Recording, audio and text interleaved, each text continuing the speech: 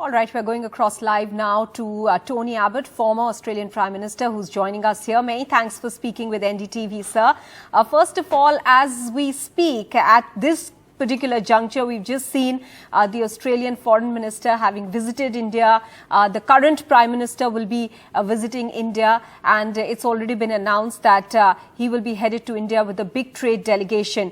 You, as Prime Minister in the past, had pushed for better India-Australia trade ties, but an interim trade deal between the two countries has only come through once we've seen Australia's trade ties with China being soured after the pandemic.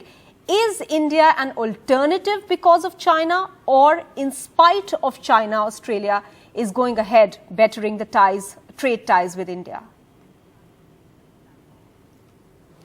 I'm delighted that we do have the ECTA trade agreement in place, and while it has been described as an interim agreement, it's actually an extremely good agreement.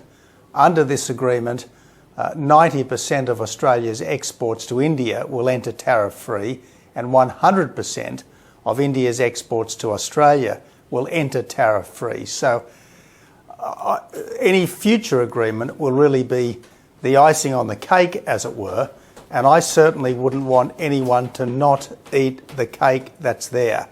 I wouldn't want people who are doing business in India and in Australia to think that they shouldn't do it now simply because there might down the track be something more.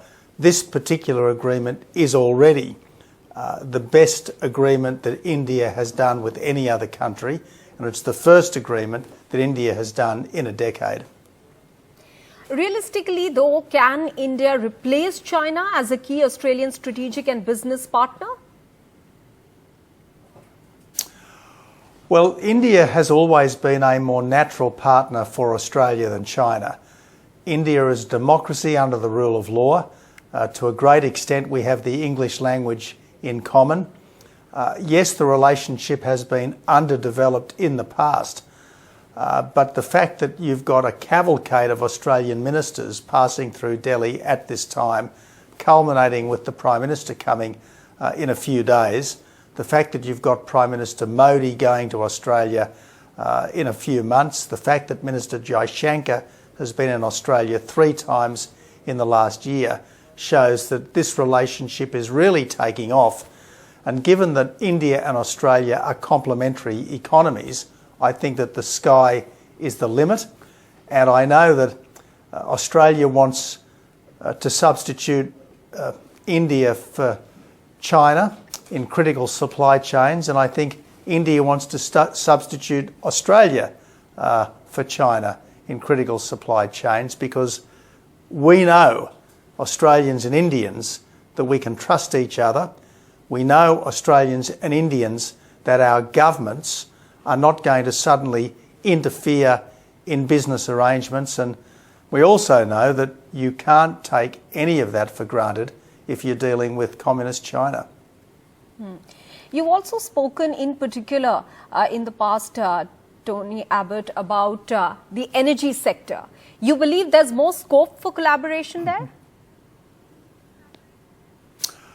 Well, obviously, as someone who very much supported the Adani mine in central Queensland, I'm delighted that Adani coal is now coming to India to help with the electrification of the country, because you can't have a modern life without 24/7 electricity, and that's what Australian coal from the Adani mine is helping to provide. And as a result of that deal that our governments finalised late last year, Adani coal is coming to India with 0 tariffs. You have lower power prices here in India thanks to that deal that our governments have done to remove the tariff on Australian coal.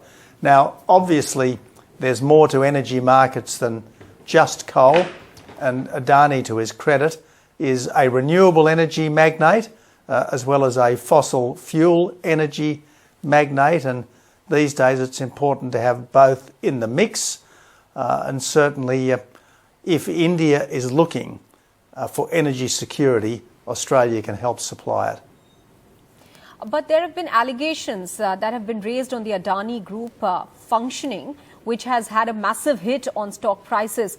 How do you view the Hindenburg report in context of the interests of the investors? Look, I know as an Australian that the Adani Group invested billions of dollars in Australia. They've created jobs and wealth in Australia. I also know that the Adani Group showed faith in Australia, notwithstanding the fact that we often, through various means, made their life difficult. So I admire the way Adani and his team have persisted with Australia. As for the claims that have been made about various stock market dealings and so on, I am confident that if there's anything in them, they'll be referred to the relevant regulator who'll deal with them, because Adani is a company that operates under the law. India is a country that operates under the rule of law. So you welcome that the Indian Supreme Court has appointed a probe into the allegations against the group? Look, that's what happens. If people make allegations, they're investigated. If there's anything in them, further action is taken. But as I said, as far as I'm concerned, I'm very grateful for the investment that the Adani Group has made in Australia. I'm pleased that the Adani Group has persevered with Australia, and I'm also pleased that Australian coal from the Adani Group is now helping to provide 24/7 power to millions of people here in India. One last question on this aspect before I move on to another important aspect between India-Australia relations, and that's Quad.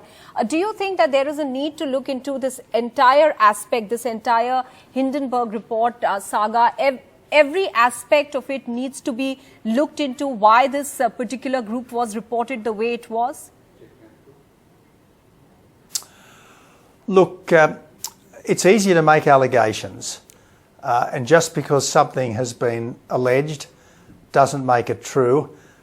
My recollection of the principles of the common law are that you are innocent until proven guilty. So if there's anything in it, I'm sure the regulators will look into it. I'm sure this investigation will look into it and let the cards fall where they may. But as far as I'm concerned, I'm grateful for the Adani investment, and I'm grateful for the faith that the Adani Group has shown in Australia. I want to draw your attention now to the Quad. A lot of questions were raised about the Quad after the AUKUS came into being, that AUKUS now overshadows the Quad. After all, AUKUS is a security alliance. Do you think Quad is still relevant? The Quad is extremely relevant. The Quad is the most important strategic development anywhere in the world since NATO. And the Quad would not have happened but for the strategic vision and the insights and the determination of two great statesmen, Narendra Modi and Shinzo Abe of Japan. I think the world is lucky to have had Narendra Modi and Shinzo Abe at a critical time so that the Quad could have been brought into being essentially by them, and it's now evolved into a strong partnership for freedom and the global rules-based order in our part of the world. So I think the Quad is incredibly important. I also think that the AUKUS deal is important because it will give, amongst other things, Australia a powerful nuclear-powered submarine strategic deterrent, and it will also help to re-engage the United Kingdom in our region. And given that Britain, after the United States, is probably the Western world's second strongest military power, although India has just overtaken Britain as the world's fifth largest economy, Britain remains a very important economic power, and I'm certainly delighted to have Britain continuing to play a role in our region, and I think AUKUS will cement that. Final question to you, sir. If Quad is relevant in the Indo-Pacific, and we all know that the unstated but an understandable reason for the Quad coming about was to arrest the aggression of China in the Indo-Pacific. In that context, why is the Quad hesitant even naming China? Look, we're democracies. We don't want to needlessly upset people. We don't want to pick any fights. But you are absolutely right. The fathers of the Quad are Narendra Modi, Shinzo Abe, and actually Xi Jinping, because but for the Beijing regime's belligerence, a lot of people would not have seen the need for and the importance of the Quad. Tony Abbott, many thanks for speaking with NDTV. Thank you so much.